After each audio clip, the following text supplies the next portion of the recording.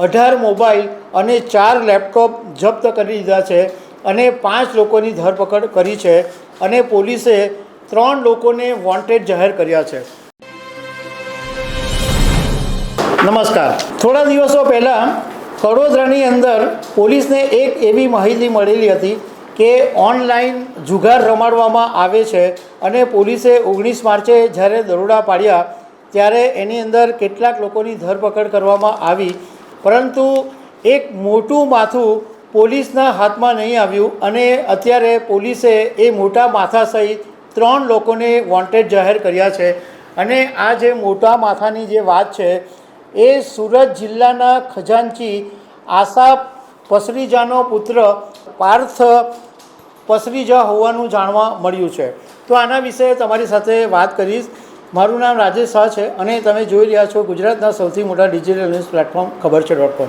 સુરત જિલ્લાના પલસાણા તાલુકાની અંદર કડોદરા શ્રીનિવાસ ગ્રીન સિટીમાં આવેલા સાંઈ રેસિડેન્સીમાં એક ઓમ બિલ્ડિંગ છે। એ ઓમ બિલ્ડિંગની અંદર કડોદરા પોલીસે 19 માર્ચે દરોડા પાડ્યા હતા। પોલીસને માહિતી મળી હતી કે અહીંયા આગળ ઓનલાઈન જુગાર રમાડવામાં આવે છે, તો પોલીસે જ્યારે દરોડા પાડ્યા ત્યારે ઓનલાઈન ગેમ અને અન્ય રમતો ઉપર જુગાર રમાડવામાં આવી રહ્યો હતો અને પોલીસે 18 મોબાઈલ અને 4 લેપટોપ જપ્ત કરી લીધા છે અને 5 લોકોની ધરપકડ કરી છે અને પોલીસે 3 લોકોને વોન્ટેડ જાહેર કર્યા છે।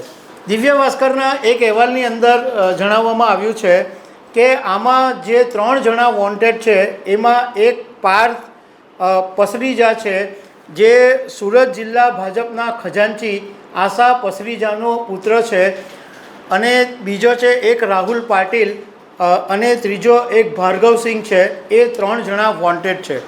હવે એવું પણ જાણવા મળ્યું છે કે આ આશા પસરીજા ભાજપમાં એક મોટું માથું હોવાને કારણે એમના પુત્રને બચાવવા માટે મોટા મોટા રાજકારણીઓ મેદાનમાં આવી ગયા છે અને પાર્થને બચાવવાના ધમપછાડા ચાલી રહ્યા છે।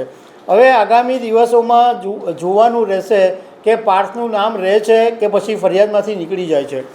તો દર્શક મિત્રો, આવી અનેક વાતો સાથે અમે તમને મળતા રહીશું। Thank you very much.